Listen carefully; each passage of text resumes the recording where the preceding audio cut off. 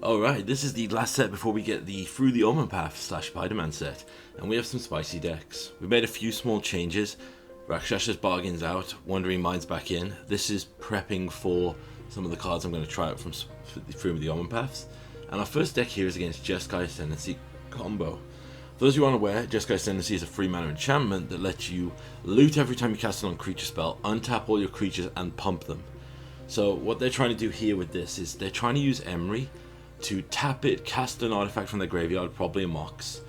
That will trigger the Ascendancy, untap Emery, make her huge over and over again, basically let them cast the whole deck and win the game some way.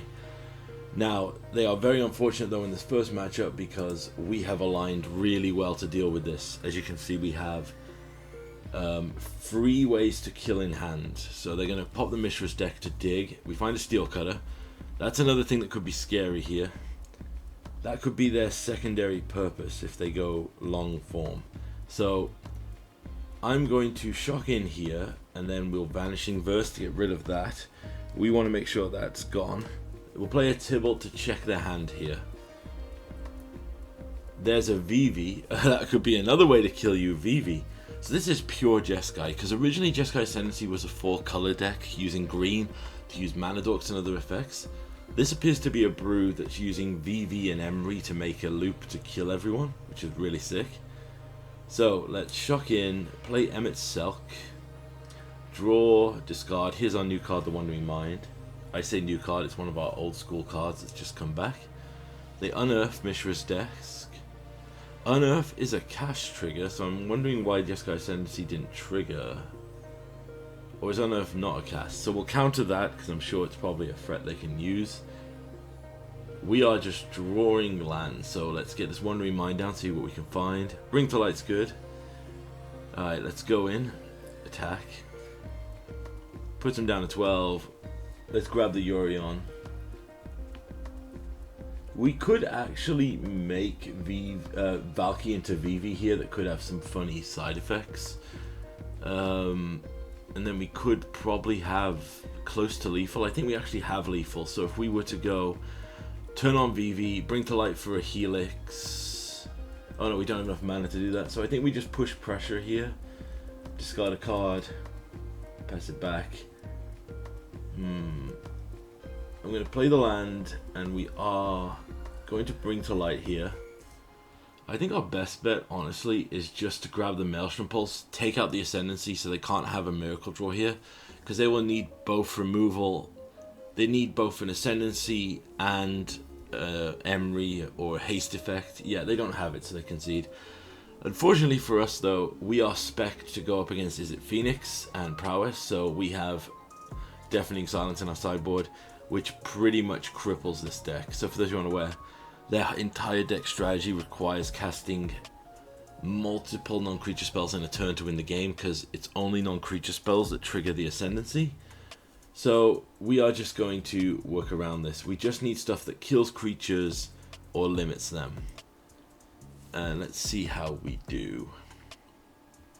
This opening hand is a bit risky, so here's the deal. We need to either draw white or get this biotech down to get what we need. There's a Storm Chaser's talent, but they don't take it. So let's get our biotech boy down. Now we can set up a Deafening Silence. Bit slow, but oh, here's a Hasty Monk. Fortunately, we've got a big butt biotech to protect. We'll sit back. We could still just get clumped out by the Steel Cutter here. A double Steel Cutter. Alright, they don't have.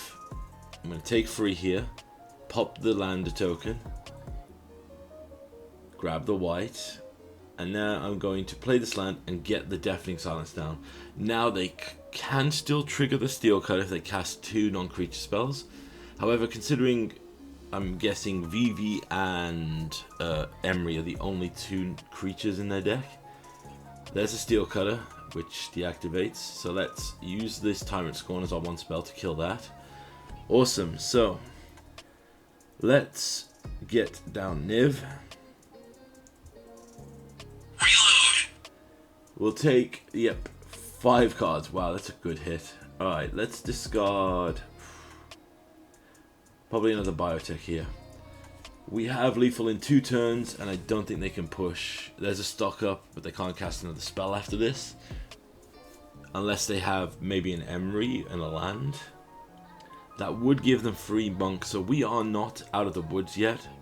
We could still just get destroyed here. So, looking at the graveyard, I think our best bet here. We're just going to cast Emmet. Draw a card. There's our second Niv, so we'll discard our third Niv. They are dead to another attack here, so we'll hold up the veto as a emergency protection against whatever they try to cast. And they concede. Good game. Cool deck. Alright, the spice continues here. So this is a Bant Warp deck. And my recording for the first game flubbed out because this game went insanely long. So it's a Bant Beans list that is using the warp cards as additional effects like Quantum Riddler, and I believe there's an angel they play that we'll probably see here. But I want to just stress this because we only got the first 10 minutes of this match. This match, no joke, went... You'll see how much time is left when we jump to the games 2 and 3. This match went to time because... Nearly went to time because literally I won the game because I decked them out. And I am not a mill deck. But what you'll see here is we get multiple Ancient Cornucopias down, go up to 80 plus life. And at the end of the game, I was using Tibalt to just literally go and cast stuff. So I'm going to counter this with the Vanishing Verse. So there's a Quantum Riddler, so that's draw 2 cards, warp effect. So I say Bant, but they're actually the 5 color beans technically, because they use the Starny Town. So we take the Clarion, play another Cornucopia here. But yeah, so obviously this is similar to how, Overlord of the Hauntwood, Quantum Riddler, the Angel, Leyline Binding.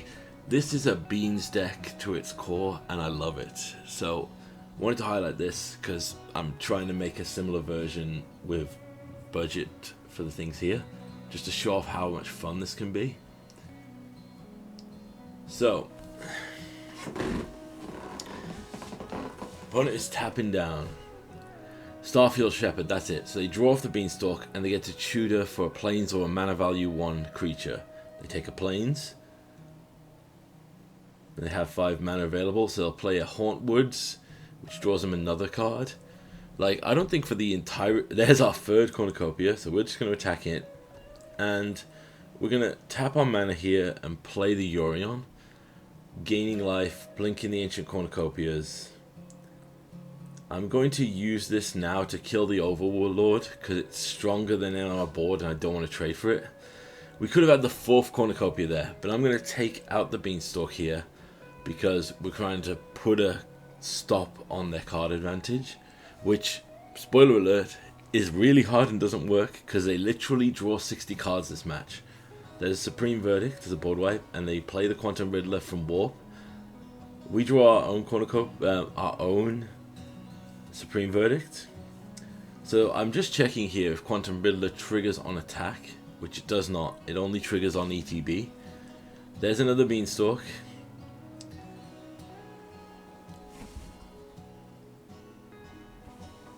Yeah, you can see how this deck plays, but it's really cool. I actually very much like it. So we're at 28 here. But every spell we cast is 6 life, 15 if we can get... Yeah, there's another one, Germination Worm. So this is a 2 mana 5/5 that gains you 2 life.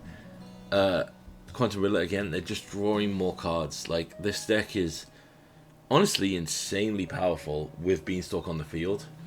I've been testing a budget version of this. But yeah, we are literally surviving on the whims of the Ancient Cornucopias here. Right, so Warps a Quantum Riddler. Now the other Overlord of the Hauntwoods is active. They have to discard down.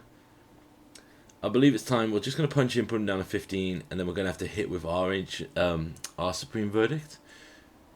Then we'll Assassin's Trophy to take out the Beans here to try and prevent more card advantage.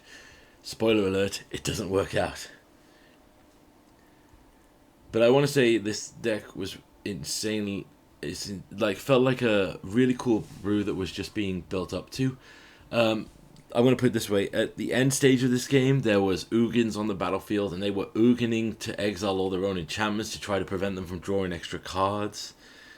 They had a... What was the other thing they had? I don't remember off the top of my head. But yeah, this deck was basically Bant Beans. And it was really cool. Alright, so we're going to hit the reload here again. 15 life. But yeah, as you can see, unfortunately the recording flips out here in about a minute or so. So we don't get to see the full extent of this. But what I actually like is we're going to Maelstrom Pulse here. Take out the Riddler. Let's see what our opponent does. They cycle a land. I don't think at a single point in the game the opponent didn't have less than 5 cards in their hand here. So I was very impressed with the advantage of this deck. But unfortunately this is where, as you can see from the recording, it blips out. Fortunately I did reset it in time for our second match here. So what I'm doing is, I know now that they have exile effects. I'm going to take out most of our creatures here. Unmoored Ego I don't think doesn't really hit anything effective. And we take out one Biotech here. Now, we won literally because their opponent decked themselves. And I'm not joking. That's how that game ended. If you look at the timers here, there's only 10 minutes left on his clock. That's how long we went for. So they have a Beanstalk on 2, so we'll just hit with a Vanishing Verse to get rid of it. After the previous game, I've just learned that we need to try and stop the card advantage. They have a double Beanstalk hand here.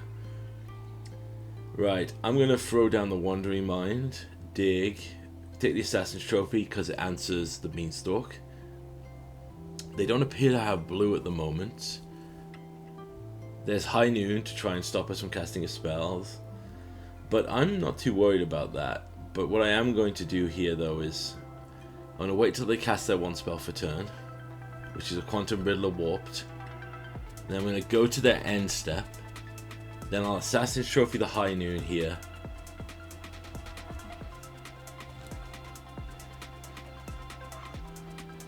Then I'm going to try for the Bring to Light. Grabbing me a Niv Mizzet. Reload! That gets us 3 cards. Hit in for 2, putting down a 16.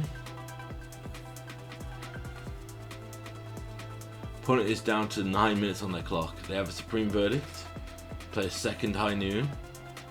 Not too bad there. Now we can use this counterspell more effectively. Obviously this, I should have probably took out the Normalize. Their ramp is absolutely insane here. I'm just going to Assassin's Trophy the High Noon now. See if they want to do anything else. Then I'm going to Normalize the Quantum Riddler. Do they want to keep the Quantum Riddler? They don't, they let it go. So they must have another play, which is a third High Noon. I'm going to play the Wandering Mind here, find a Vanishing Verse. Pass back. I'm just checking how many of the sideboard cards they've drawn here, which is absolutely crazy. Alright, the Shock in. There's a Nissa the Resurgent Animus, so we have to take care of that. For those of you unaware, that can do some stupid stuff. So, we take out the High Noon. Why didn't I take out the Nissa? Oh, Tibalt, and they have the veto. Pass back.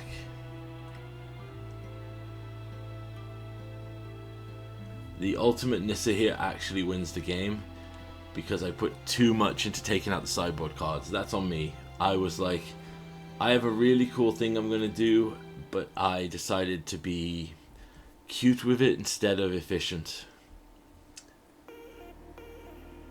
Right, we got a block with a gnome, with the mind there. We'll Bring to Light here, but I'm afraid they have another veto, so it's game, and they've won it. This is me being like, wow. So the reason I say wow there is, I was shocked at how many of their sideboard cards they drew. So, in the entirety of their draw of the previous game, where we looked through the whole deck, they didn't have vetoes, they didn't have High Noons, so they drew 7 of their sideboard cards that matchup. So, honestly, the shuffler had fabled them to win that. So, we're keeping a slower hand here, but we do have everything that we need to kind of answer stuff. We Shock in, which transmits that we do have 2. So I'm hoping they go for the Beanstalk and I can Normalize it, which they do. So they don't get the ETB here. Back to Nature here is a really good counter to anything they want to do. We do have the Vanishing Verse to take out anything that they try. I'm going to Vanishing Verse the Riddler so they don't get the value of it later. Play a land and we'll just pass back.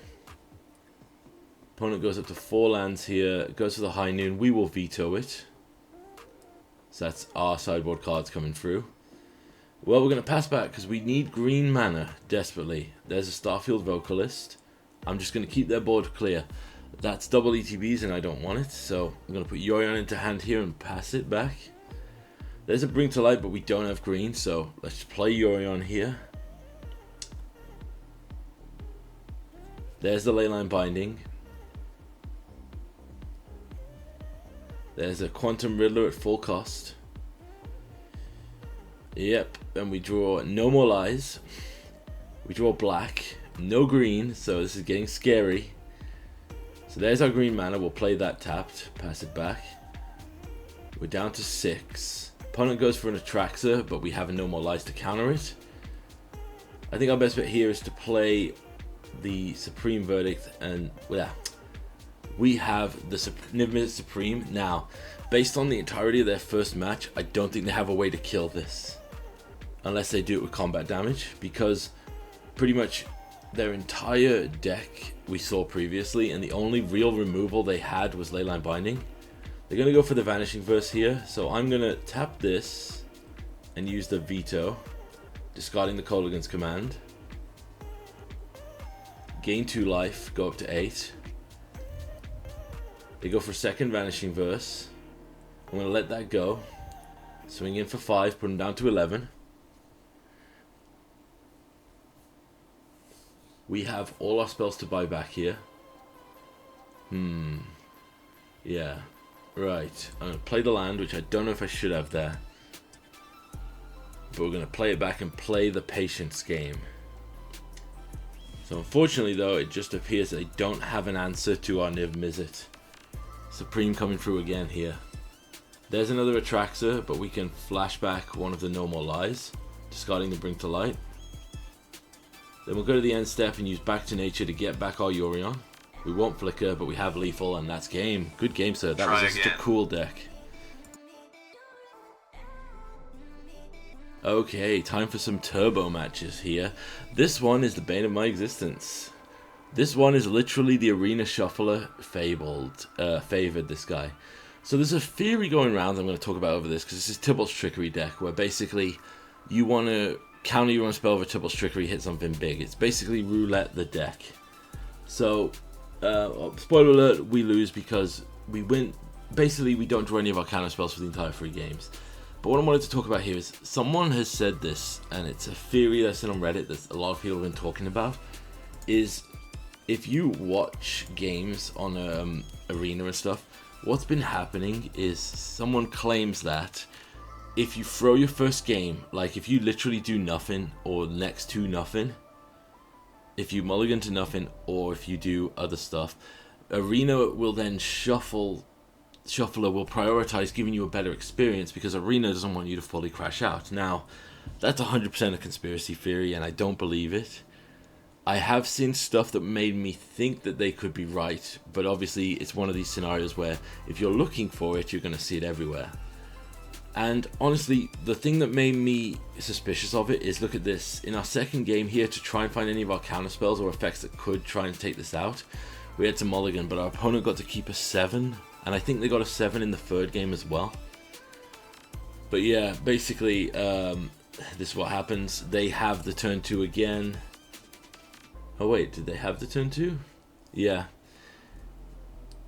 And they Tibalt's Trickery into an Omniscience, I believe, or yeah, Emergent, and it's just over. Now, in theory, we should have had an okay thing, because I'm looking here trying to figure out if I can get rid of anything, but like they basically with these 3 can just win the game, so we'll just let it go. Let them do a little thing, because I want them to have the thing here.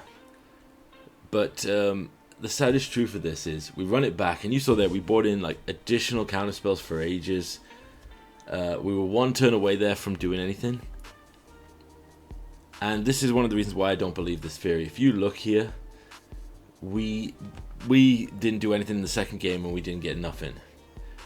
Now, I'm not a conspiracy theorist, but I will say that the opponent getting a perfect 7 after mulligan to 2 does seem suspicious to me, but it's the variance of Magic. As you can see here, we go down and don't find counterspells. They do the same thing again and they win the game. So we'll move to the next one.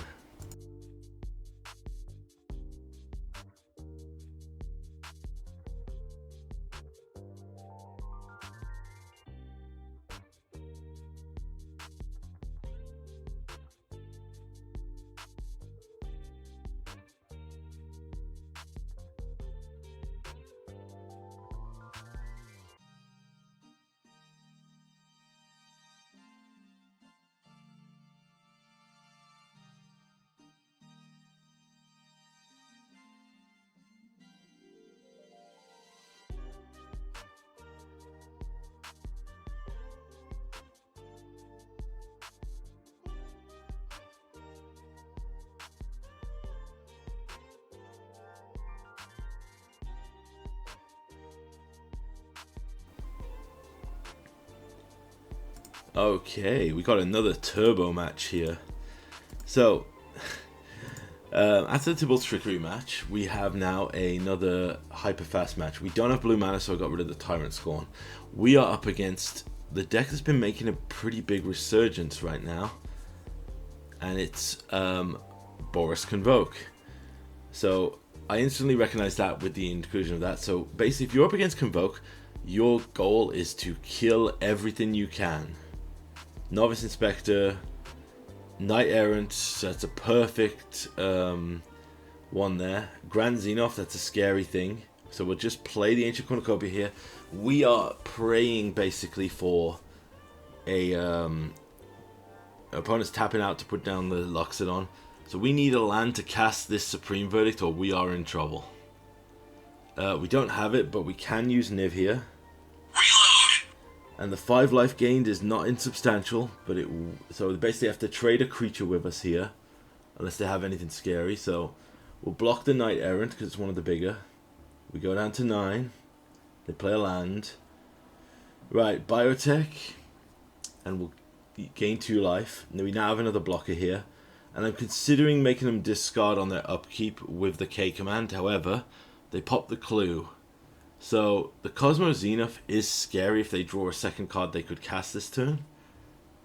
So they play a land, play the Cosmo Xenoth. So what I'm going to do is I'm going to force them now to discard a card, and I'm going to kill one of their creatures so they can't cast a second spell to trigger it.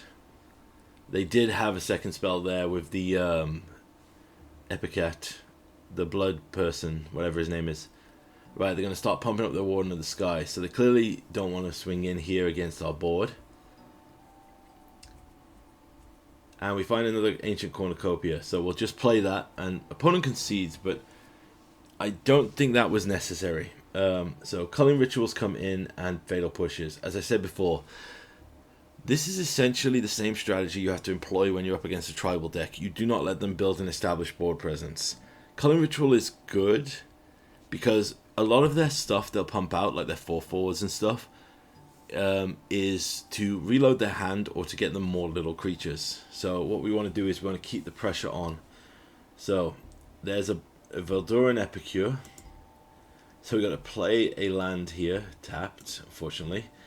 There's a Warden of the Sky, so they're tapping down to start going. There's another Velduran Epicure. Alright, I'm going to get the Tyrant Scorn here and kill that so they can't keep scrying. It's not card advantage, but it's card selection. Oh, they have another one, so that point is rendered mute. They tap out and get in for 1. Okay, so Maelstrom Pulse, we're going to take out the Warden of the Sky. Like I said, we're going to police their board as much as we can. There's a Knight Errant, draws them another Warden of the Sky. So I'm going to play the Wandering Mind here, and I'm going to set up for the Supreme Verdict. So they're going to play. So we've played enough lands here. We have the second white source in hand, and it is turned on because we have a Blood Crypt. So I'm going to block the 4 to prevent the most damage here, and I want them to pump out go crazy on their board. There's Warden of the Sky, tapping 3 things to scry, and they pass back. We're just going to go for the board wipe immediately. I thought they could have protection, but they didn't use it. Right, we got a Niv Mizzet off Raw, so we'll play Niv Mizzet. Oh, forgot. Reload. That gets us a...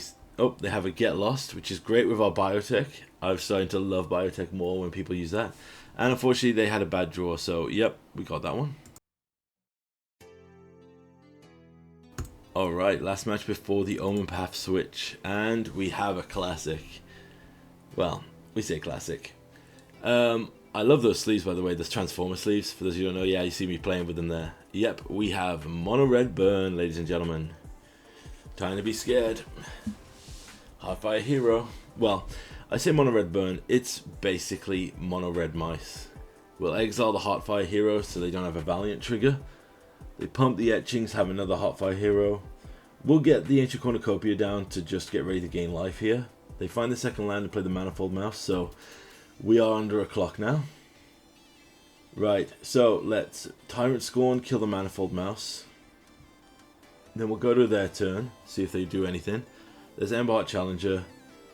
I am going to... Wait, they don't have another thing, so I'm going to exile the Heartfire Hero because it buys us some time. We're down to 11. I'm going to Vanishing... Yeah, we'll play the Wandering Mind here. It is a blocker and it helps us dig. We find another Cornucopia, which is great here. We want to see all the Cornucopias. Reckless Rage, because, yeah, now these decks just run Screaming Nemesis to just wreck our life. So I'm going to gain 2 life here and pass it back. I'm going to hold this Vanishing Verse because I'm scared there might be a... Well, I was going to hold it, but there's another Emberheart, so we'll exile that, go to 13. Right. I'm considering, and I think our best option here is Niv Mizzet, gain 10 life. So we're going to get that Niv. Reload. We go to 19. Play the land tapped. They go with the Reckless Rage here, go for the Valiant, exile the Manifold Mouse. I will trade. Like I said, I got the better long game here, and our opponent, okay. They desperately clearly wanted the 3rd land, so Fatal Push is in. Culling Ritual in. And Unmoored Ego out. Valky's out because he's late game. And honestly, it's a lot of things here. A lot of things remove stuff. I think Supreme can come out. And Emmett Cell can come out, one of them. Like I said, when you're up against Mono Red, it's similar again. Mice is just a tribal deck, so just take out the tribal pieces. Yeah, there's a Heartfire Hero. They had to mulligan to 5, so we're in a pretty good state. They have a great curve, though. So let's Tyrant Scorn, kill the Emberheart. There's another Emberheart Challenger. Oh, this is perfect. So, we can Fatal Push the Emberheart, and then pass it back. I'm holding this Vanishing Verse for the fear of a Screaming Nemesis. There's a Manifold Mouse, so before they get any triggers with it, we'll just use Vanishing Verse on there. They have the ability to give haste. I forgot that land did that. So, yeah, watch the Auto Tapper here, because it really tried to screw me over with the Molten Collapse. So we'll kill that, pass it back. They play a Heartfire Hero. They're going to animate the Mutavault here. Oh no, they just give it haste and get in. Alright, let's bring to light. And you know what time it is. One more time before the shuffle round. Reload. Niv Mizzet will grab us 4 more spells to interact with. We pass it back. They pump up to a 4/3. We'll block. Monstrous Rage incoming. Yep. 7/4. We take 1 damage and 7 off that. We're on 6 though, but we can gain life. So we'll Biotech, which will give us 2 life up to 8. Play a land tapped. Now we can Helix, which is 5 life on their turn if they play any creatures. And we've got it. And our opponent starts to, I don't know, rope because... And I'm like looking at the graveyard going, dude, you had an amazing hand. It's just we had a lucky slide of removal. Honestly, I was shocked that they did this. Yeah, but they did concede in the end. So good game, sir. Right, now on to the Omen Paths.